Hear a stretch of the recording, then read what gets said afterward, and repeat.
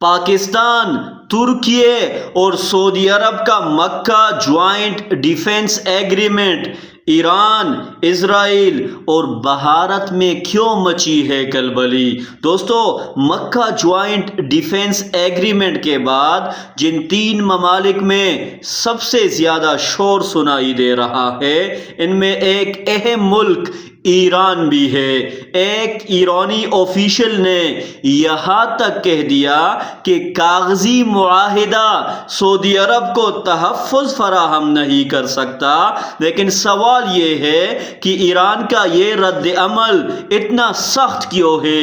اگر ہم اس پورے معاملے کو بڑے پکچر میں دیکھیں تو سعودی عرب کو اس وقت جو نمایاں تھریٹ ہے وہ حوثیوں کی طرف سے، ایران سے وابستہ گروپس کی طرف سے اور عراق میں موجود ایران نواز ملیشیا کی طرف سے ہے، جو مختلف اوقات میں سعودی عرب کے خلاف حملے کرتے رہتے ہیں اور اسے ڈی اسٹیبلائز کرنے کی کوشش بھی کرتے رہتے ہیں۔ اس لیے مکہ ڈیفنس ایگریمنٹ پر ایران کی طرف سے اس طرح کا رد عمل آنا بظاہر ایک نیچرل ہے، لیکن یہاں ایک بہت اہم بات ہے۔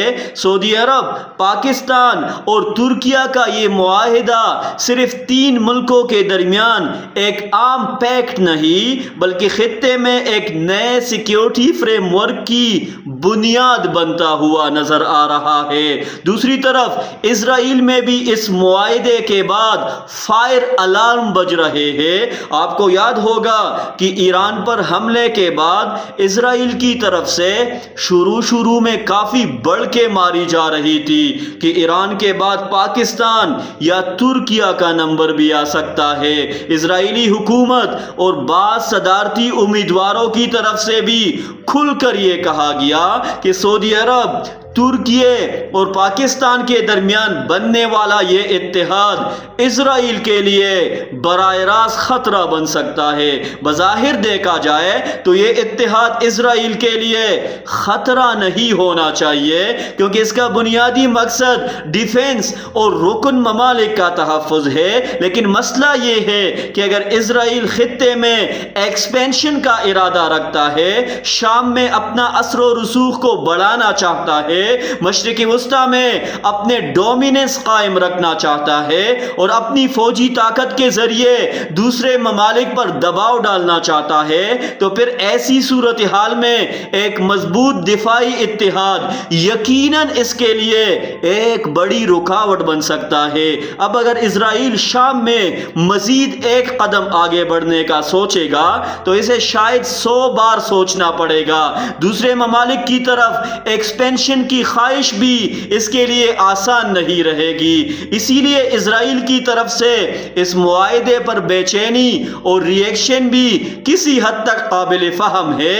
ایک طرح سے دیکھا جائے تو اس معاہدے نے اسرائیل کے حساب و کتاب کو تبدیل کر کے رکھ دیا، اور تیسری طرف جس ملک میں سب سے زیادہ چیخ و پکار سنائی دے رہی ہے وہ ہے بھارت۔ بھارت ایک عرصے سے جنوبی ایشیا اور خطے میں خود کو ایک ریجنل پاور اور چودھری کے طور پر پیش کرنے کی کوشش کر رہا تھا۔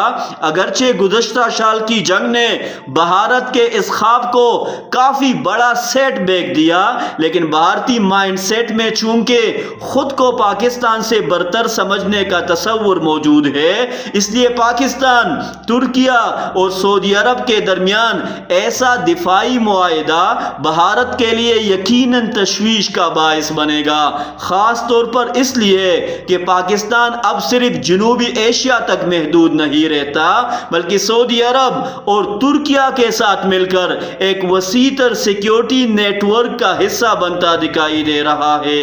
یہی وجہ ہے کہ بھارت کی طرف سے اس معاہدے کو دیکھ کر ریئیکشن آنا بھی کوئی حیران کن بات نہیں ہے۔ اب آتے ہیں اس پورے معاملے کے سب سے اہم پوائنٹ کی طرف، جو شاید سب سے زیادہ لوگوں کی نظروں سے اوجھل ہے۔ ایران میں ایک سوچ پائی جاتی ہے کہ مستقبل میں ایران بھی اس دفاعی ایگریمنٹ کا حصہ بن سکتا ہے۔ فی الحال ایران کی طرف سے مخالفت میں بیانات آ رہے ہیں اور ایرانی حکام میں سے ایک دو افراد نے بھی اس معاہدے پر تحفظات کا اظہار کیا ہے، لیکن آنے والے دنوں میں صورتحال تبدیل ہو سکتی ہے۔ ایران اس وقت اپنی جنگ، اندرونی حالات اور اسٹیبلٹی کے مسائل سے نکلنے کی کوشش کر رہا ہے۔ اگر ایران اپنے حالات کو اسٹیبلائز کر لیتا ہے تو ممکن ہے کہ وہ خود اس پیکٹ کا حصہ بننے میں دلچسپی لے۔ اطلاعات یہ بھی سامنے آ رہی ہے کہ پاکستان نے ایران کو پہلے ہی کانفیڈنس میں لیا ہے اور اسے یہ پیغام دیا گیا ہے کہ یہ معاہدہ ایران کے خلاف نہیں ہے، بلکہ ایران کے لیے بھی یہ ایک اپرچونٹی ہو سکتی ہے۔ اگر ایران اس سیکیورٹی فریم ورک میں شامل ہو جاتا ہے تو اسرائیل کے لیے ایران کو میلی آنکھ سے دیکھنا بھی آسان نہیں رہے گا۔ ایران کو یہ میسج دیا جا رہا ہے کہ اپنی فوجی طاقت کو ہر وقت جنگوں میں استعمال کرنے کے بجائے اپنے ریسورسز، اپنے عوام، معیشت، ترقی اور دیگر ضروری شعبوں پر خرچ کرے، کیونکہ ایک مضبوط دفاعی چھتری کے نیچے آنے سے اسے ایک اضافی شیلڈ حاصل ہو سکتی ہے۔